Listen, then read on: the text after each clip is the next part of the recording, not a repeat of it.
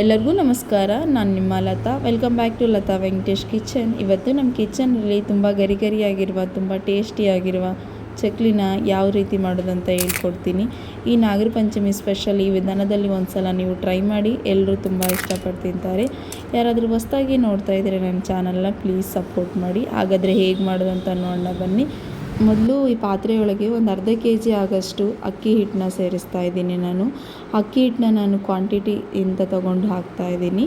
ಈಗ ನಿಮಗೇನೋ ಜಾಸ್ತಿ ಮಾಡ್ಕೊಬೇಕಂದ್ರೆ quantity double ಮಾಡ್ಕೊತ ಹೋಗಿ. ಇದಕ್ಕೆ ನಾವು ಒಂದು 200 ಗ್ರಾಮ್ ಆಗೋಷ್ಟು ಉದ್ದಿನಬೇಳೆ ತೊಗೊಂಡಿದ್ದೀನಿ, ನೋಡ್ತಿರ್ಬೋದು. ಇದನ್ನು ಚೆನ್ನಾಗಿ ಫ್ರೈ ಮಾಡ್ಕೊಳ್ಳೋಣ. ಲೋ ಫ್ಲೇಮಲ್ಲಿ ಒಂದು 2ರಿಂದ 3 ನಿಮಿಷ ಚೆನ್ನಾಗಿ ಫ್ರೈ ಮಾಡ್ಕೊಳ್ಳಿ. ತುಂಬ ಫ್ರೈ ಮಾಡೋದೇನು ಅವಶ್ಯಕತೆ ಇಲ್ಲ. ಜಸ್ಟ್ ಒಂದು 2ರಿಂದ 3 ನಿಮಿಷ ಲೋ ಫ್ಲೇಮಲ್ಲಿ ಫ್ರೈ ಮಾಡಿಕೊಂಡ್ರೆ ಸಾಕು. ಈಗ ನೋಡಿ, ಚೆನ್ನಾಗಿ ಮಿಕ್ಸ್ ಮಾಡ್ತಾ ಚೆನ್ನಾಗಿ ಫ್ರೈ ಮಾಡ್ಕೊಳ್ಳಿ. ಈಗ ನೋಡಿ, ಸ್ವಲ್ಪ ಕಲರ್ ಚೇಂಜ್ ಆಗ್ತಾ ಇದೆ, ಚೆನ್ನಾಗಿ ಫ್ರೈ ಆಗಿದೆ. ಇದಕ್ಕೆ ಒಂದು 200 ಗ್ರಾಮ್ ಆಗೋಷ್ಟು ಕಡಲೆ ಸೇರಿಸ್ತಾ ಇದ್ದೀನಿ ನಾನು. ಇದನ್ನು ಕೂಡ ಚೆನ್ನಾಗಿ ಫ್ರೈ ಮಾಡ್ಕೊಳ್ಳಿ. ತುಂಬ ಫ್ರೈ ಮಾಡೋಕ್ಕೆ ಹೋಗಬೇಡಿ. 1 ನಿಮಿಷದಿಂದ 2 ನಿಮಿಷ ಫ್ರೈ ಮಾಡ್ಕೊಳ್ಳಿ, ಜಾಸ್ತಿ ಫ್ರೈ ಮಾಡ್ಕೊಳ್ಳೋಕೆ ಹೋಗಬೇಡಿ. ಈಗ ನೋಡಿ, ಚೆನ್ನಾಗಿ ಫ್ರೈ ಆಗಿದೆ. ಒಂದು ಸ್ವಲ್ಪ ಕೂಲ್ ಆಗೋಕ್ಕೆ ಬಿಟ್ಬಿಡಿ. ಕೂಲ್ ಆದ ನಂತರ ಒಂದು ಪ್ಲೇಟಿಗೆ ನಾನು ಟ್ರಾನ್ಸ್ಫರ್ ಮಾಡ್ತಾ ಇದ್ದೀನಿ, ನೋಡ್ತಿರ್ಬೋದು. ಈಗ ಇದನ್ನು ನಾವು ಮಿಕ್ಸಿ ಮಾಡ್ಕೊಳ್ಳೋಣ. ಈಗ ದೊಡ್ಡದಾಗಿರುವ ನಾನು ಒಂದು ಮಿಕ್ಸಿ ಜಾರ್ ತೊಗೊಂಡಿದ್ದೀನಿ. ಇದಕ್ಕೆ ಉದ್ದಿನಬೇಳೆ ಕಡಲೆ 2 ಸೇರಿಸ್ತಾ ಇದ್ದೀನಿ. ಸೇರಿಸಿ ಚೆನ್ನಾಗಿ ಮಿಕ್ಸಿ ಮಾಡಿಟ್ಕೊಂಡಿದ್ದೀನಿ. ನೋಡ್ತಿರ್ಬೋದು ನಾನು ಯಾವ ಥರ ಮಾಡ್ಕೊಂಡಿದ್ದೀನಿ, ಸಣ್ಣದಾಗಿ ಹೆಚ್ಕೊಂಡಿರುವ.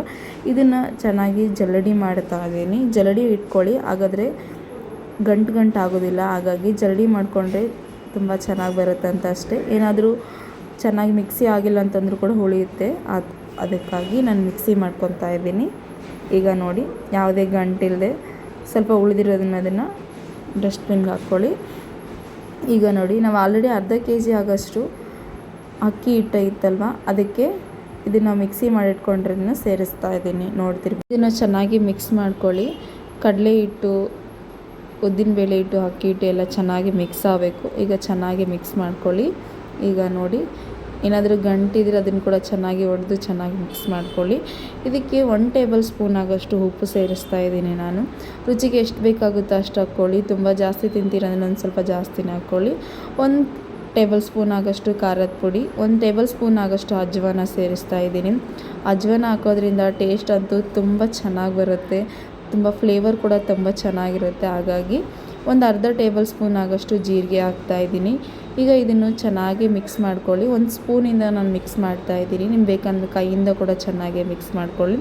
ಈಗ ನೋಡಿ, ಮಿಕ್ಸ್ ಆಗಿದೆ. ಹೀಗೆ ಒಂದು 3 ಟೇಬಲ್ ಸ್ಪೂನ್ ಆಗೋಷ್ಟು ಕುಕ್ಕಿಂಗ್ ಆಯಿಲ್ ಸೇರಿಸ್ತಾ ಇದ್ದೀನಿ. ಕುಕ್ಕಿಂಗ್ ಆಯಿಲ್ ಸೇರಿಸೋದ್ರಿಂದ ತುಂಬ ಕ್ರಿಸ್ಪಿಯಾಗಿ ಬರುತ್ತೆ ಅಂತ ಅಷ್ಟೇ.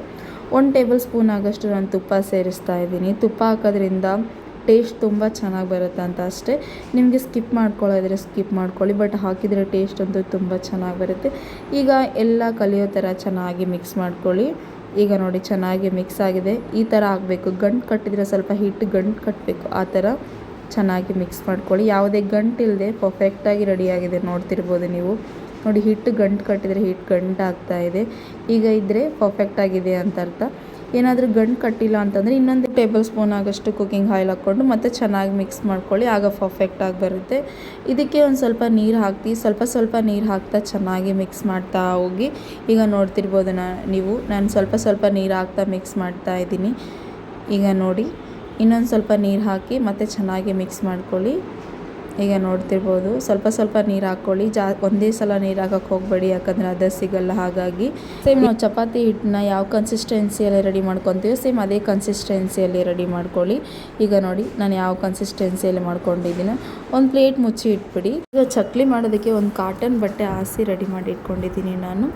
ಈಗ ಚಕ್ಲಿ ಮಾಡೋದಕ್ಕೆ ಚಕ್ಲಿ ಮಿಷನ್ ತೊಗೊಂಡಿದ್ದೀನಿ. 3 ರಂಧ್ರ ಇರುತ್ತಲ್ಲ, ಅದು ತೊಗೊಂಡಿದ್ದೀನಿ. ಅದನ್ನು ಹಾಕಿ ಚೆನ್ನಾಗಿ ಫಿಟ್ ಮಾಡ್ಕೊತಾ ಇದ್ದೀನಿ. ನೋಡ್ತಿರ್ಬೋದು ನೀವು.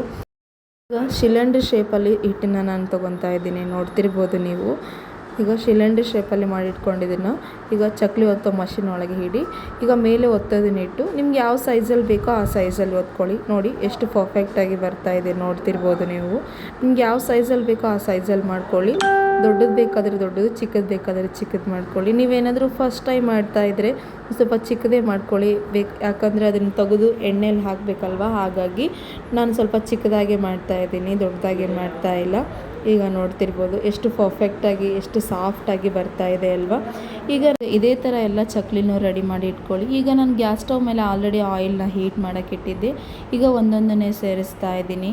ಅದು ಎಷ್ಟು ಸ್ಪೇಸ್ ಇದೆ ಅಷ್ಟೇ ಸೇರಿಸ್ಕೊಳ್ಳಿ, ಜಾಸ್ತಿ ಸೇರ್ಸೋಕ್ಕೆ ಹೋಗಬೇಡಿ, ಅದು ಒಳಗಡೆನೆ ಮುರಿದೋಗ್ಬಿಡುತ್ತೆ. ಹಾಗಾಗಿ ಲೋ ಫ್ಲೇಮಲ್ಲಿ ಚೆನ್ನಾಗಿ ಫ್ರೈ ಮಾಡ್ಕೊಳ್ಳಿ. ಹೈ ಫ್ಲೇಮಲ್ಲಿ ಇಡೋಕ್ಕೆ ಹೋಗಬೇಡಿ, ಬೇಗ ಮೇಲೆ ಕಲರ್ ಚೇಂಜ್ ಆಗುತ್ತೆ ಬಟ್ ಒಳಗಡೆ ಚೆನ್ನಾಗಿ ಫ್ರೈ ಆಗಿರೋದಿಲ್ಲ. ಹಾಗಾಗಿ ಈಗ ನಾನು ಒಂದೊಂದನ್ನೇ ಟರ್ನ್ ಮಾಡ್ತಾ ಇದ್ದೀನಿ. ಟರ್ನ್ ಮಾಡಿ ಚೆನ್ನಾಗಿ ಫ್ರೈ ಮಾಡ್ಕೊತಾ ಇದ್ದೀನಿ. ನೋಡ್ತಿರ್ಬೋದು ಎಷ್ಟು ಪರ್ಫೆಕ್ಟಾಗಿ ಬರ್ತಾ ಇದೆ ನೀವೇ.